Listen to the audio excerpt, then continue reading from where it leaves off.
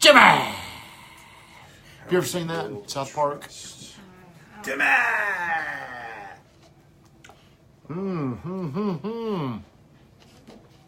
Kathleen, how could we get more of those guys right there? Those You like cookers. my buckets, don't you? Those, I love that. I mean, it's. Do you know how much they cost? Huh? How much do they cost? Weatherman! Weatherman! What it is? What's going on? Do you know, like, just the basic bucket? They were on. Jimmy! They were on sale for $20, so and they were originally like $20. Oh, hey, he brought his own But that's not camera. bad for them. We're going double, man. Hey, kids, what's shaking, everybody? We got a special guest back in the studio. Hunter McDonald, how are you, my friend? Thank you. Chris Clark. Ooh, we have our legal assistant on, Tommy Santos. Davidson. Belinda Aaron, what's shaking, girl? Number one, mortgage girl in Rutherford County. Hey, I'm not ready yet. Well, Weatherman, you're going to pose a lot of questions. Phil, I think you called me the other day. I apologize. I go to bed about, what time do I go to bed? Early. When it's daylight. If everybody would please like, comment, and share this stream out. I got my good friend Jim McCarthy in studios. He's in here with us, and I feel like Jimmy is an expert when it comes to teaching people. I try. Well, I consider you a foremost authority whenever, what does 800 mean, Bill Glass? That's making me nervous. That's my credit. Is that what that That's is? how much money he needs. Hey, I got a feeling, Bill Glass. What do you need from me, Bill Glass? Well, anyway, $800 more. Jim is in here, and I have learned a lot about social media over the last 3 years. What time you go to bed? Okay. Over the last 3 years, but I still feel like there's so much that I need to learn. So much that I need to understand. So I brought an expert in here that's going to teach us, tell us, we need to tell you need to follow this guy. He does a lot of podcasts. He does a lot of cool stuff. But I think he is very good at teaching you, me, whoever, how to connect more with the audience. Do I look fat on your camera? Not at all. Gotta get these chins up. I've got, I will say that since the last time I've been on, you were wondering how to get more viewers, and you've been averaging up. You've been getting like close to the 19 and 20 mark, which is good. Engagement. So, David Ross, how you doing, my friend? So, what do you believe is some of the core beliefs? If you're teaching me, Kathleen, the weatherman, what is it? What are some ingredients that we need to possess? What's the gentleman's name? Jim McCarthy, right here beside me. I should have put that up there. I apologize. Should have put that up there. But what are some of the main ingredients you need to be able to teach people, or they need to have this instilled in them if they want to build a bigger, more, a deeper social media following? I think first and foremost is understanding that it's not about you. It's less about you than it is about them. It's always about them. You know, Me-centric, is that what you call that? Be them centric. Be them centric. Hashtag them-centric. them. So how do you codify that? Hey, Brittany Renee, Jim, congratulations. Hey, congratulations. Want to know the big day? I think we're in 2020, 21 now. Maybe 22. What's the rush? Yeah. Can you codify what them centric means? It means that whenever you post, make sure that it's something that would make you stop and read it. You know, are you posting for the sake of posting, or are you posting for? Are you giving value to something? You know, I hear a lot of that value, and you see a lot of realtors. I'm sure you're following a lot of realtors, Yep. and they post houses, or they're always. Vaynerchuk calls this "you're always hooking." Jabs. So break the difference between jabbing and how that should look if you're jabbing or if you're hooking. I think if you're jabbing, you're providing value. He quantifies it as give, then ask. That's the right hook. Mm-hmm. It's not sell. It's not try. It's ask.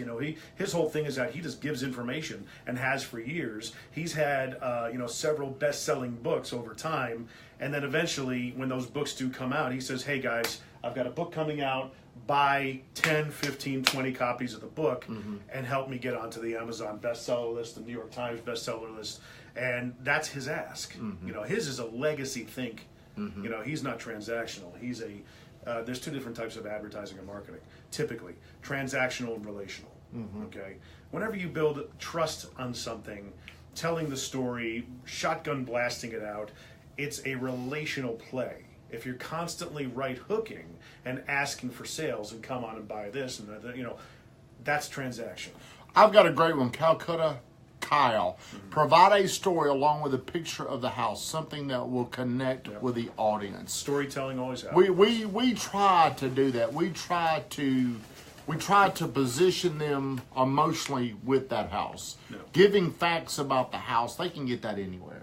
But there's things that you got to go do. It's relational, like what you're saying. Now, how long do you believe it takes to build an effective, deeper level tribe of followers if you're doing it the right way?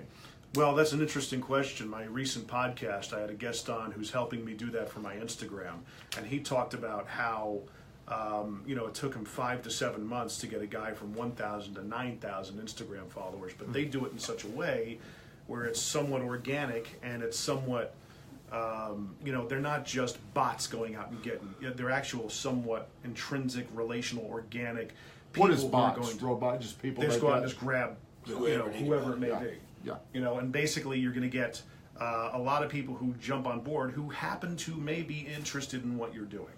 So it's a little bit more of an organic, natural audience. So that's, for someone to do it natively, organically, is continuing doing what you're doing. You're being real. You are being who you are. You're being, you are being honest.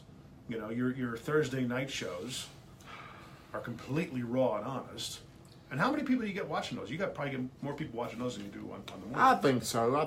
Me and Brittany make it. I think we make it better. I got a question before we move forward. Do you believe men should pee in the shower? Active. Should they? Yeah. Hey, no, I don't know. Can they get away with it? We'll do that. It ain't. Can they do it? Can they get away with it? I've been guilty of that. That was, at least honesty. Love it. So the other day, and hey, That was an out of left field question. Yeah, well, we are very random. So the other day, I spoke in Cookeville, Tennessee. Right. I don't know if y'all knew that, but the super coach needed me to speak to a real estate. Gross. I'm sorry, Belinda, but I just want to know. Britt does make the show better. And I'm very real. I'm starting to talk like Brittany. She can't pronounce words. Kristen Beard, I'm going to call you today. I apologize for missing you yesterday. I was in Cookeville speaking to a real estate company, and somehow the topic of social media was brought up. And Right. I believe in becoming the real you, showing the world the real you, and whoever wants to deal with you, whoever wants to know you, who wants to get to know you, they're going to accept what you are. So I posted the other night, Wednesday night, before I went there, I called Eric White and said, hey, what can I wear? Because I want to be able to wear jeans, a shirt, and a jacket. And he's like, no, man, you can't wear no blue jeans or something like this. You got to wear some slacks and a dress shirt. So it's like 7 o'clock. I'm a little panicky. I'm walking around, and Brittany's like, why don't you ever wear those shirts? Because she was annoyed at 7 o'clock. I'm like, we're gonna have to go to Dillard's. She's like, won't you wear those?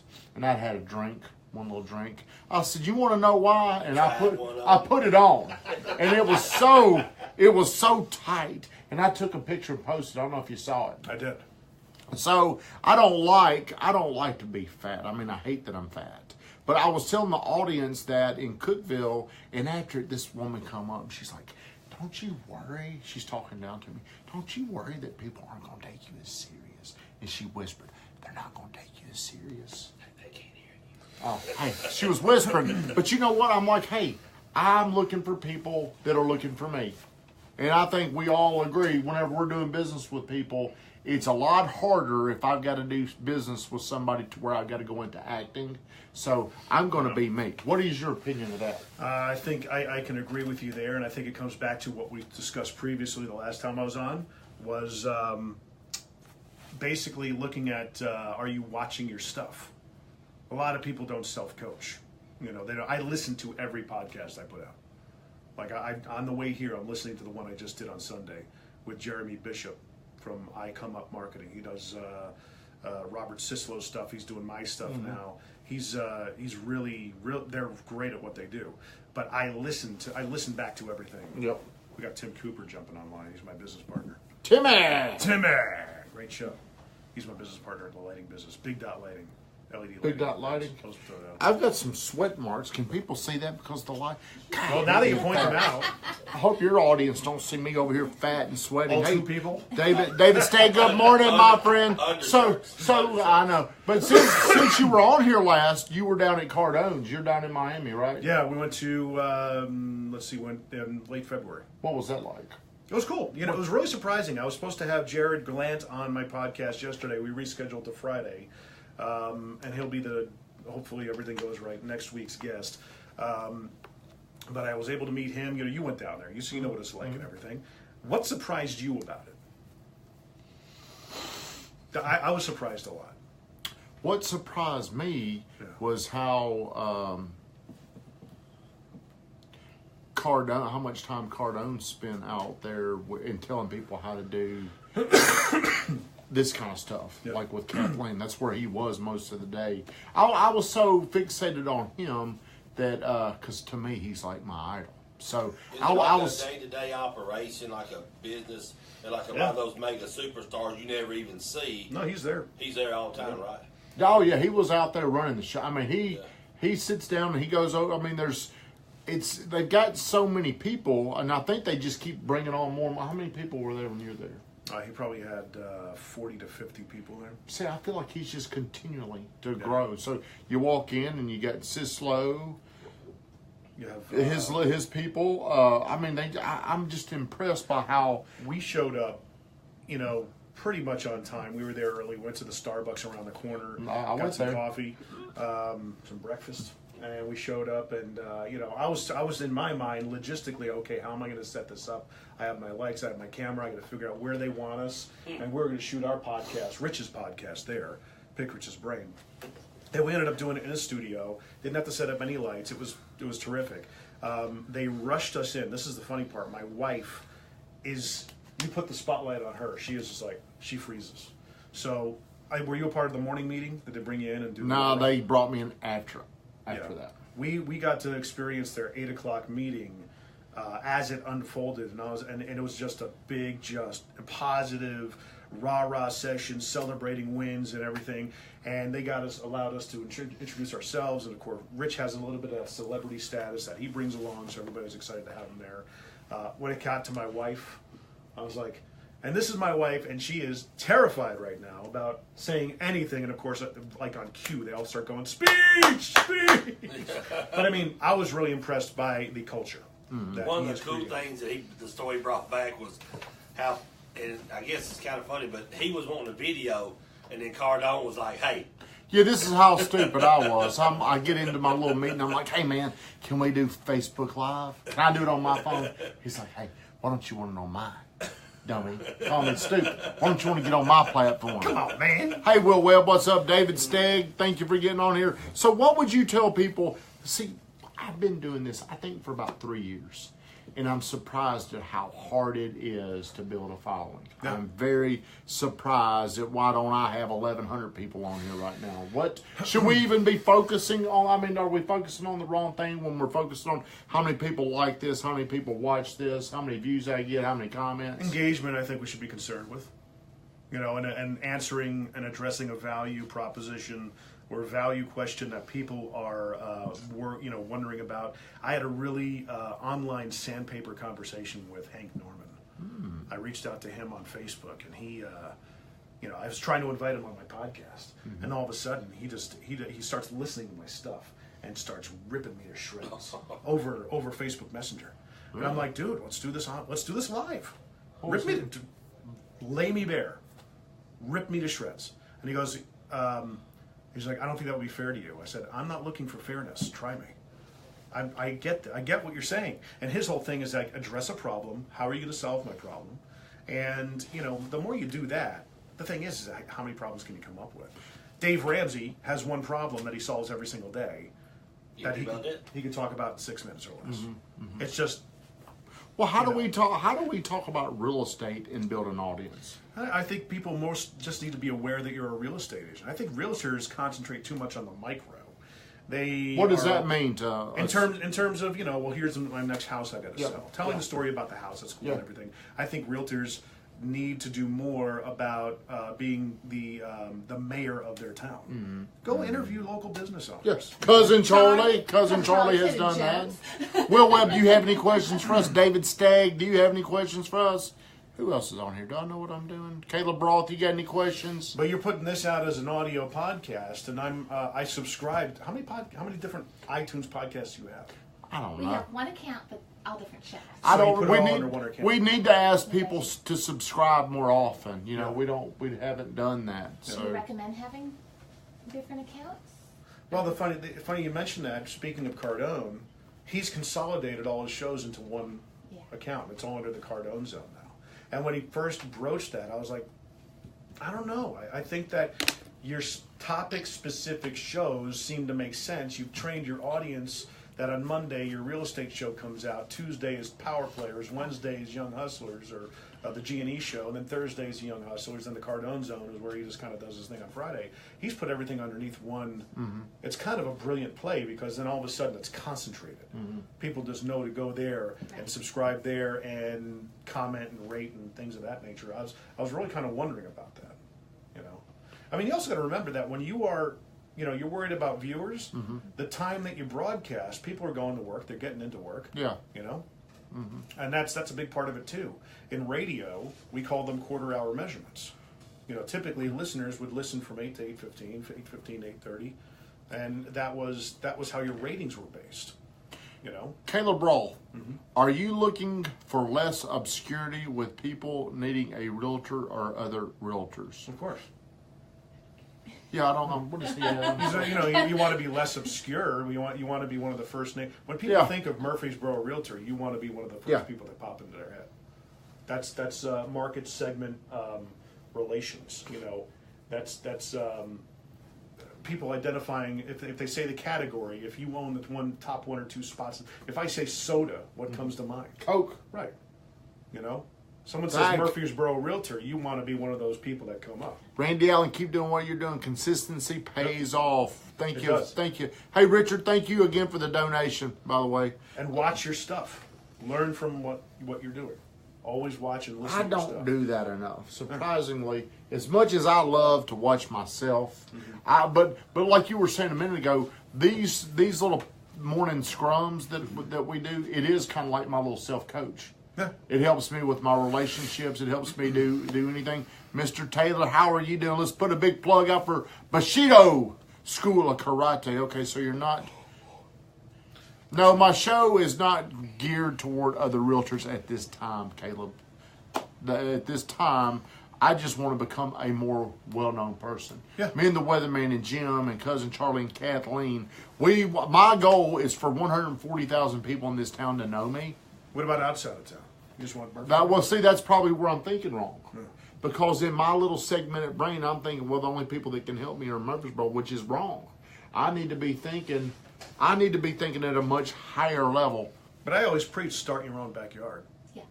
You got to dominate the backyard before you can. Yeah, or just make such noise and dominate that market where it just bleeds over into other markets. Now, how often do you think people should be sharing content? Cardone addressed this when we interviewed him. He says, he said 18 times a day. But he's got a team of people. Yeah. 7-8 people that are doing that for him. That 18 times, that's a grind. How much stuff of value can you put out there? There was a girl, it's like there's 1,000 ways to skin a cat. There's an influencer who capitalizes on outdoor stuff, hunting, fashion, and girly stuff, and she did it diligently every day. I think and someone was telling me this: 9 o'clock and 6 o'clock, she put something out every day at those times, just constantly. Over time, she got 200,000 followers. But it could be a myriad of things. She could be hot. Well, here. I mean, this is what I got working against me. Yeah. Okay? Hey, me too. So here's how I don't know how to describe You're this. kind of good looking, dude. Kind of Facebook Live for every listing. Can your team do it? Yeah, we can do that. Facebook Live, Instagram Live. I've got, I just subscribed to a service for my podcast where I can, you can do the side-by-sides, on Facebook Live, but it's fickle. And I found when I started doing my podcast, I wanted to do the side-by-side interviews. And then when I would try and get someone on, it was like embarrassing because be like, oh, I can't get him on. Oh, well, let's see if I can work. And then the first 5 minutes is you trying to figure out technical difficulties. There's a service out there that I use, and Jason Daniels actually turned me onto it. The Titan. Yeah, BeLive.tv. Yeah. And you can do side-by-side interviews, So and it goes live on Facebook. You got that capitalized on. You got, you can probably put a phone on you watching that on Instagram, and then you package it up and put it up. I think you need to dominate across all the platforms, definitely. Yeah, we need. Yeah, definitely. Reverse engineer what you talked about in the show, headline it, put it out there. Here's one things that I don't think people get. They don't understand. Unfortunately, I am not very good at articulating this.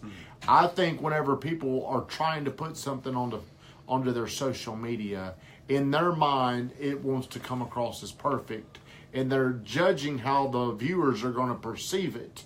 And I really see I'm struggling to articulate this out. I believe that the way you think they're going to view it, a lot of times it's the exact opposite. So if I come on here and I'm trying to sound like I'm the most professional and I'm so smart, what is it that I'm thinking? It's they don't. It's how you make them feel. It's getting past that barrier of just being you. In the beginning, when I put my podcast out there, my announcer voice comes on. And I was like, this is episode number 11 of the JMVO Weekly Primer, and this podcast is all about, I set it up.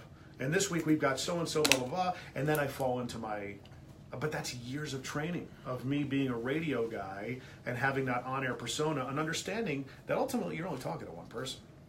So that's something that people need to wrap their heads around. If you're joining, I got my buddy Jim McCarthy who does a great job at helping people understand social media. He's been in the game a long time, so we appreciate him coming on here. Facebook leads can be delivered to your email list and client. That went fast. I don't know what Caleb Roth said. What do you say? They can be delivered to your email list and client, and Facebook can create copycat audiences and advertise to all of them. Yeah. See, we don't even know how to lead generate, really. We're trying to figure out how do you take what we're doing and turn this into a lead generator. You need to have a guy like Mike Davenport on. He's the Louisville Chevy dude. Yeah, I follow him now because of you. And, look at what he's doing. He's selling cars off of Snapchat. He's like, I've got 7,000 Snapchat followers. And you told me you went out to Vegas one time and sold a Corvette. Out of their own backyard. Yeah. He carries a picture of the deposit check. Caleb, how you getting all these leads, man? Come teach us how to do this. We don't really know. Do you have to pay for them? We don't know. Our leads, we have focused on building a brand, but we don't really exactly know how to monetize the Facebook lead generator. And I think one of the things I'm marinating my head in now is, for my house. Hello, Sarah. Sarah Cardell. She's one of the. Well, hello, Sarah. Sarah. Do I look chubby this morning? Do I look chubby this morning? I look chubby, but I look like I have eaten small children. But basically, I think one of the big topics now is, okay, I've got a $350,000 potentially valued home. What am I going? If I sell it and I want to stay in the area, what are my options? That's a real question for me. My neighborhood's going. The writing's on the wall. We're getting a lot of renters, and renters don't give a crap. And my next door neighbor thinks that he can park a freaking flatbed tow truck in his driveway. And it's like, dude, come on. We got an HOA for a reason. But anyway, I'm like, how do I get out of this house, and what can I afford to get into a next house? How outspoken should people be? Be you. People like it when you're you. Like, what about? Would you advise somebody to get very political if they're passionate about politics? Yeah, if you want to put that out there. I mean, there are people. Again, I call it the Howard Stern effect. Once you plant that flag in the soil, you're going to drive some people away, but you're going to attract some people in that think the way you do. Yeah, it's polarization. How long have we been going? 24 minutes. 24. Damn, we've gone over. So give me one little nugget. Hey, first off, let's tell my folks over here how they can follow more of your stuff and why they need to follow your stuff.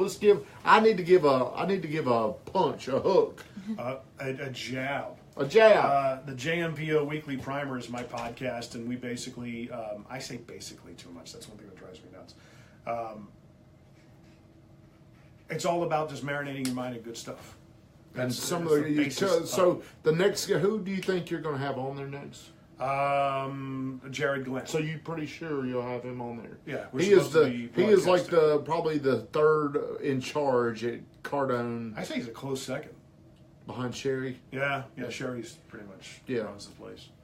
But Cardone was very surprising. When you actually see him working in his office, it's his day job. Yeah. It really is. Yeah. I was surprised by how much he knew about everything. Call me and we will get you moved. He is, from that neighborhood. the interesting thing about him, I only had this persona built up in my mind knowing what he put out. Mm-hmm. And he's got this bombastic personality, very confident, very, he doesn't care. He puts stuff out there. There's a tremendous amount of humility that I've realized that he has upon meeting him. Just a decently nice guy. Well, he shared a lot. I mean, I was there. I was supposed to be there for 30 minutes, and we were there 4 hours. I mean, it was, like he says, he always over-delivers. Yeah. He over-delivered that day for me and Brittany, and he was, I thought me and him would be best chumps because I feel like I got a unique ability to win people over in relationships, and he wanted her to come back there from the beginning. I'm like, dude, it's me and you. She ain't coming back here. And that's still to this day the biggest regret that I have is I wish I would have had her there because I can't remember things. Like the one thing I do remember is he's like, dude, you got to go from here to here. And it's simple. It's 10X.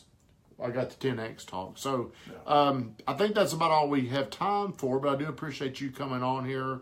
You do need to follow his podcast. You do need to... it is. Well, thank you. You need to follow mine. You're on mine. But I think there's a lot of patience that's required if you want to get more well-known on social media. I think... That's the game. It is. Patience. It's, Vayner, your guy, he talks about this, how you've got is it aggressive patience or what is it? What is it? It's, patience and something. Patience and hard work. Hard work and patience. Just do what you do. And focus on, you said it earlier, you got to focus, describe them. Them-centric. Them-centric. Again, that's a good nugget. Say that. Just basically being cognizant about what's of interest to them. What's going to surprise Broca's area of the brain? What's going to penetrate their attention gate and knock it down? Okay, that's a lot of the it's on Instagram. You have the things up top, the Instagram stories. You start associating certain kinds of content with certain people's faces after a while. You start realizing that someone's popping up and be like, okay, they're going to try and sell me something. That's right. That's a great point. Okay. That is a great point. I wish I asked that question earlier. Yeah. But that goes back to my definition of trust. Yeah. Do I feel like I'm going to watch this and I'm going to get anything entertaining? If I'm going to get anything out of that? If you're somebody that you're only... One night, me and my buddy Scott and Brittany were out to dinner, and this girl said, I'm captivated by your morning show. Yeah. Then she said, but what do you do for a living? That bothered me. So, but That's where we struggle. you're right. So if you're watching me, Jim, do you feel like I need to do anything different? If you're critiquing me, I'm like you. I don't want you to make me feel good. I want you to hit me with the truth. What do I need to be doing more of? Listening to your stuff, watching your stuff, learning from it, taking notes, seeing if there are any verbal crutches, seeing if there are any ways you can go about things better, framing conversations, and finding value in videos. It's tough to do a show about real estate. Everybody does. I think there are a lot of shows out there, that people try to do. And you can become known to do that, but maybe it's, aligning the Good Time Tommy brand into the realtor category. See, that is something that we're still working on. It's a practice that we're doing where every single day we're trying to figure out ways to tie Good Time Tommy into real estate. Because I'm more than a real estate agent. I want to be. Is that a bad thing? No, I think that again, I've always told you that you have the DNA and the leanings of a host, of a entertainer, of a morning show host, like a radio morning show. Imagine if me and you went to the big time. We had to move up to New York, Catherine. Well, hey, I think that's all we got time for today. We've been going a long time. We got to get started, but Real Estate 101 today. Real Estate 101 today. We are going to be discussing something that I've seen a trend. sellers accepting an offer and the buyers are coming back and renegotiating, disguised as home inspections and appraisals. So you need to really, John Burleson, my man, I need to get you in here one day and talk. He's the guy that did my ring. I'm sorry, Brittany Renee's ring. John Burleson, Jim Wright. We need to put a big sign up in here. Everybody have a great day. Thank you so much for tuning in to me and my buddy Jim. See ya. Care.